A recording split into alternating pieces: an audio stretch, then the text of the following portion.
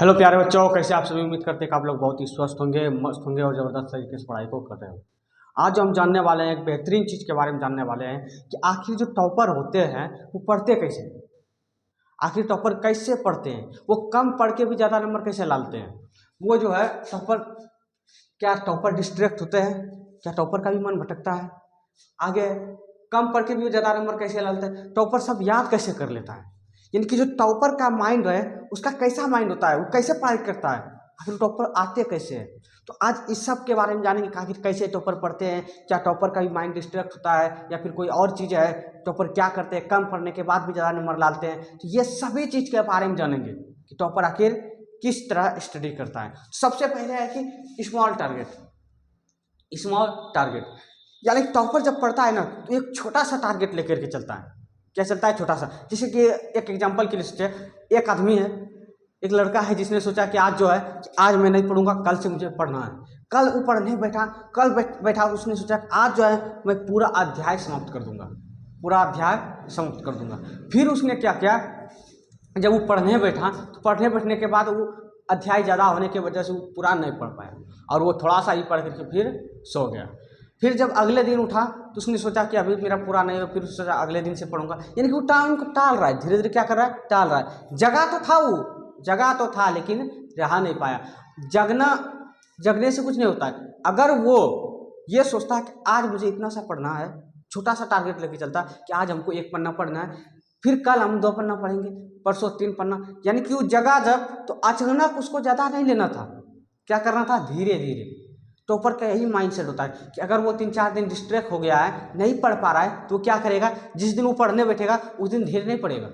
वो सिर्फ खुद को जगाएगा, फाउंडेशन तैयार करेगा। आज हमको क्या करना है, पढ़ना है, आज हमको पढ़ना है। वो ले लिया थोड़ा सा कि हमको आज 1 चैप्टर नहीं 2 पन्ना पढ़ना है, 1 पन्ना पढ़ना है। पढ़ने बैठा, 1 पन्ना उसका कंप्लीट हुआ तो उसको मन में खुशी होगा कि मैंने जो टारगेट लिया था वो टारगेट खत्म हो गया। चाहे वो टारगेट छोटा ही क्यों ना हो, तो उसके मन में क्या हो जाएगा, खुशी हो जाएगा।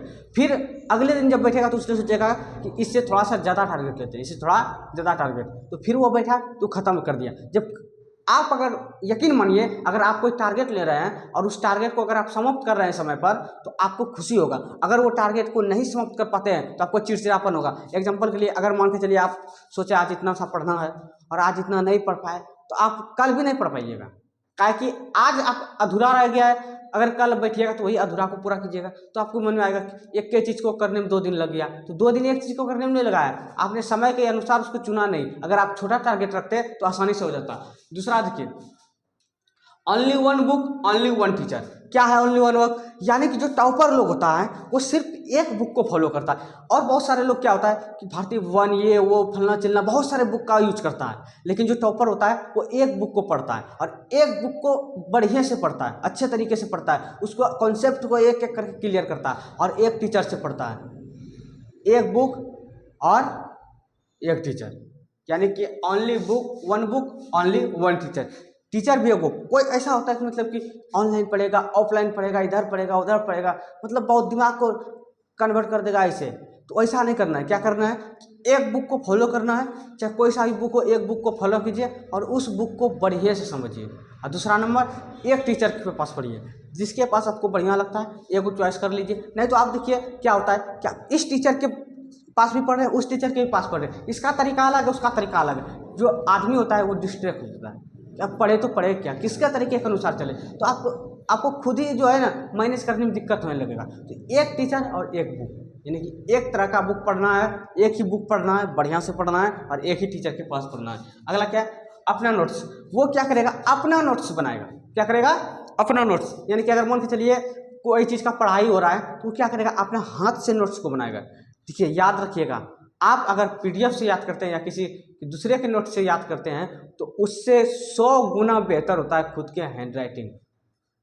अगर आप उस नोट्स को बनाए हैं तो क्या होगा फायदा, कि आप उस नोट्स को जब लिख रहे थे ना तो उस समय भी आपका माइंड देख रहा था कि हम इस चीज़ को पढ़े हैं। जब आप दोबारा उस नोट्स को याद कीजिएगा तो आपके दिमाग में सब मेमोराइज होगा, सब आपको याद हो जाएगा कि हम जो ये था, ये लिखे थे, इस समय ऐसे समझाया था सर ने, ऐसे समझाया था। तो खुद का नोट्स बनाइए। क्या कीजिए, खुद का नोट्स बनाइए। फिर है शॉर्ट टाइम रिवीजन। क्या है शॉर्ट टाइम रिवीजन? अब कोई पढ़ने बैठता है, पूरा एकदम शुरू से लेकर के अंत तक, शुरू से लेकर के अंत तक पढ़ाई करता है। कोई फेयर है तो फेयर को शुरू से लेकर के अंत तक क्या करेगा, रट रहा है, बैठ के रट रहा है, रट रहा है, रट रहा है, रट रहा है, याद ही नहीं हो रहा है। तो इसको क्या करना है, short time revision.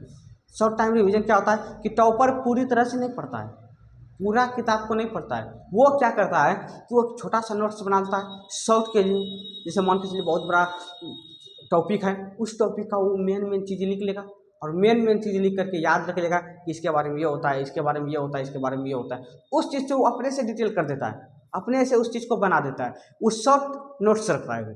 Short notes से क्या करेगा कि वो अब उस नोट्स को देख करके अपने आप वो सब कुछ बना देगा आंसर को।